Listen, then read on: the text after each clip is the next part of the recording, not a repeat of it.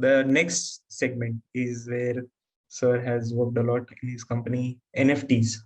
The next segment is NFTs. So again, the first question is again an introductory question. So what is an NFT for people like us, for people who don't? Non-fungible tokens. This is what they call as NFTs, and it's a digital asset class. So let's say right from the beginning of the day to going to bed, where you set up an alarm, we are doing digital stuffs every day, right? So if you order food, it is through Swiggy, Zomato. If you order transportation, it is Ola, Uber, and you said it, UPI. So nobody is taking out the money nowadays. I mean, nowadays a lot. People just do Phone Pay, Google Pay, or whatever that is. They just do that. So if that is the case, and people started valuing the digital assets.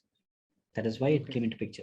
Say, if somebody is a YouTuber who holds millions of followers, if Google decides to delete or ban that channel, then that's it, right? He loses everything. He loses all his hard work, patience, grit, and determination. With digital assets, it is like an asset to whoever who creates that. It is like a creator economy. Say if you are putting in an effort, you create NFTs, you play a game. Like I said, if you play a game, you get an asset as an NFT gifted to you. You have earned that. You spend a lot of time playing PUBG, you get something as an NFT. Something out of it. You get something as an NFT from the game providers, game builders.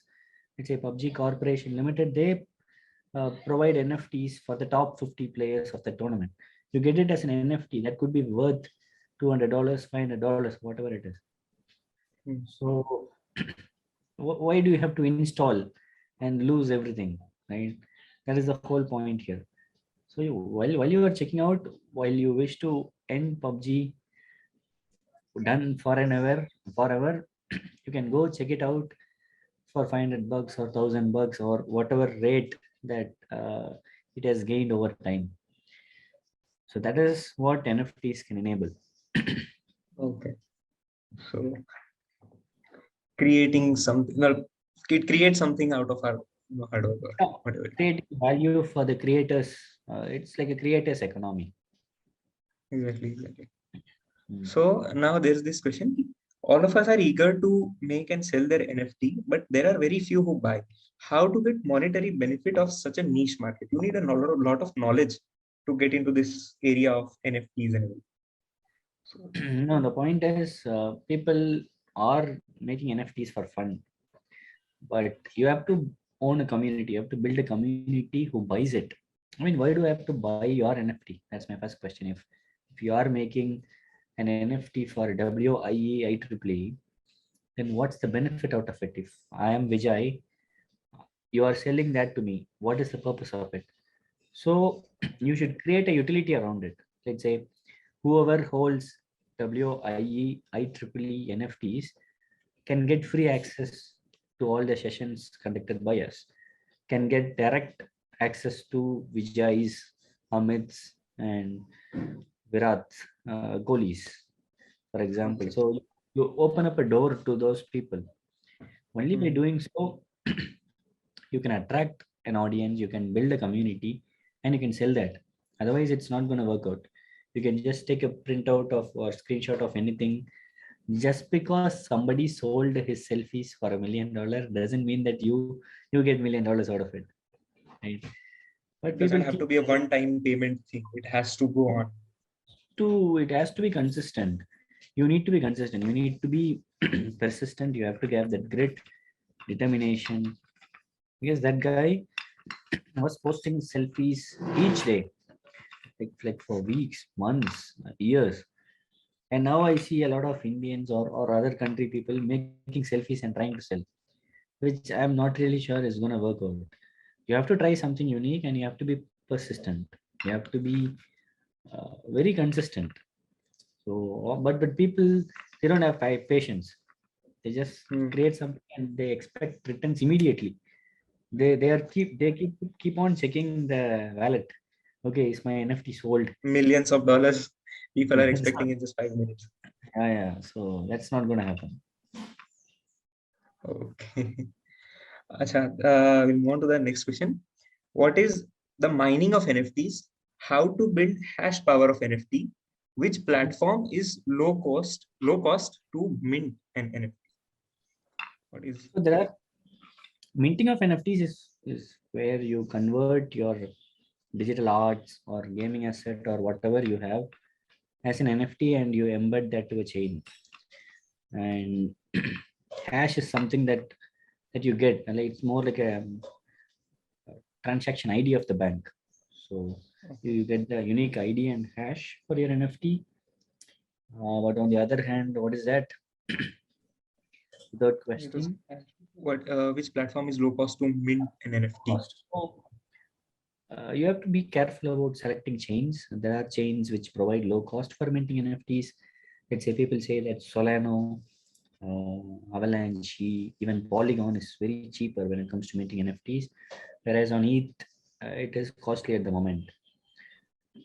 So yeah, you can try out Rarible. Rarible.com is an NFT marketplace which has some better stuffs. OpenSea is famous, but it has integrated Polygon now. So OpenSea is integrated to Polygon, and yeah, you can trade NFTs on Polygon. Okay. Um, Next question is, what do you think is the biggest weakness or challenge in the NFT space right now and in the future? What are the solutions for that? Yeah, so that is what we are looking or trying to solve at bitsCrunch. So when the whole world was running behind NFTs, how to buy NFTs, how to mint NFTs, how to sell NFTs, we were looking at the dark side of NFTs. Myself and my co-founder and the team, we were deciding to look at the other side of NFTs where we felt, okay, this is Vijay. What could be the reasons that could stop Vijay from buying an NFT? That is how bitsCrunch started. So we looked at it from different perspectives where we spotted a lot of wash trades. A lot of wash trading happens. By wash trades, I mean you mint an NFT, you send that link to 10 people, sending money at the back door and asking them to buy. And by doing Okay. so, you inflate the price of NFTs. You just artificially inflate the price of NFTs. But having said that, it is open source. Blockchain is open. Everybody can see what is happening. But in this world of busyness, people don't really have the time to look at who has transacted, who has done what. That is where bitsCrunch is coming in handy. So we provide analytics that enables people to see which is a good traded NFT, which is a bad traded NFT. So we are solving that out, and that is also the reason why players like Coinbase, Polygon, they have invested in bitsCrunch. So we recently closed a $3.6 million round, which is equivalent to 27 crores of money in India. And I'm glad that we have got some amazing backers. But yeah, still early days. We feel that we have just started and we still have a long way to go. That is amazing. I would Congratulations on like that. to congratulate sir. Thanks a lot. Exactly. Thanks a lot. It's a huge thing, everyone. Uh, the next question is, how should we take advantage of this moment where we are early in the NFT space right now and most of the world hasn't joined in? Yeah, even if you look at the crypto world, they say even less than 5% of crypto world is into NFTs. So if crypto itself is like a baby. I have been using that word baby. So imagine we are not even 5 or 10% of what is the crypto world is. So uh, it's like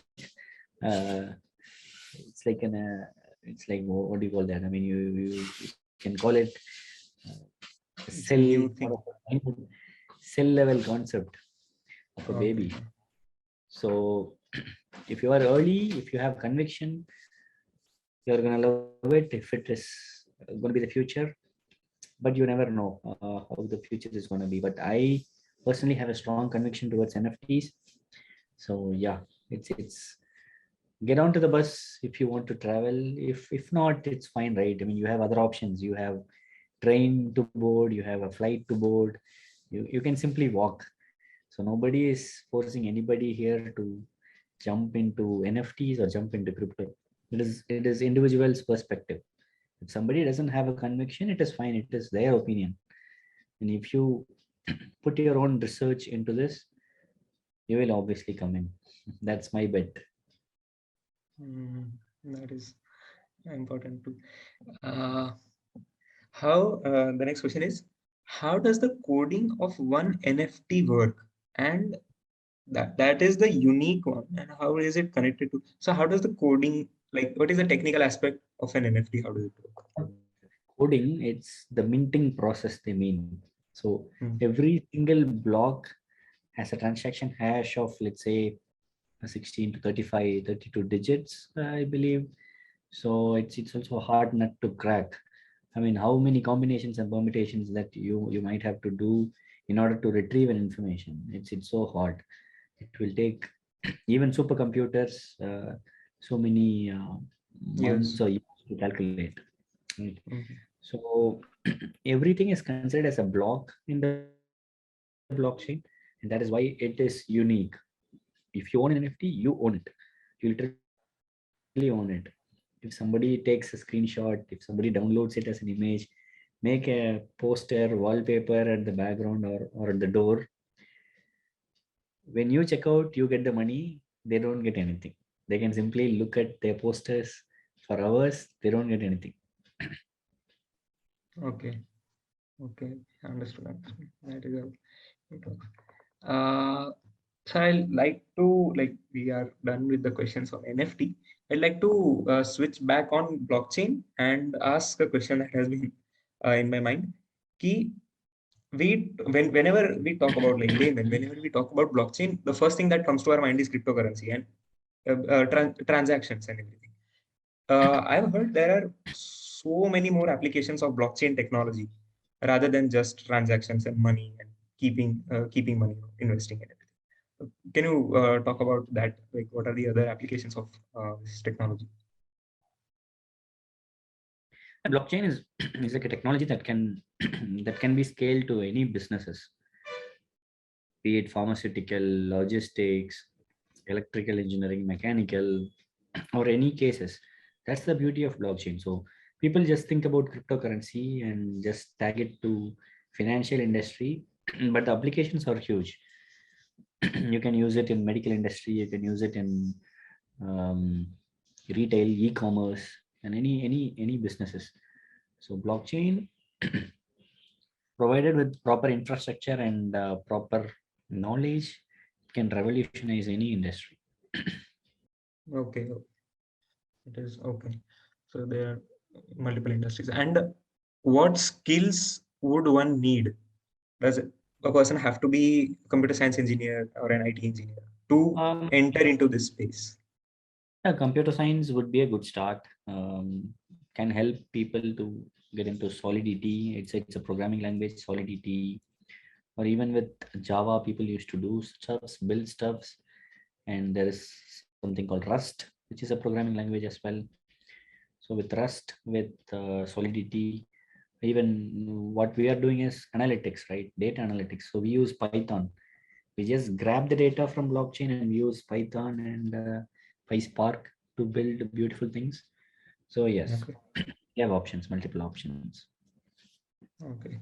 But I guess now even like laymen can, through companies, and there are so many interfaces which help us invest in cryptocurrency and everything. So even if you don't know what is going under the, like, we can always, so many Okay. people investing. So I guess that's it from our side. Priya and Teeth, are there any other questions that you'd like to ask? Sir, so thank you so much for joining us, and it was a very great experience to work with you. Thanks a lot. Thanks a lot. My Yes, sir. pleasure. Thank you, sir, for your time.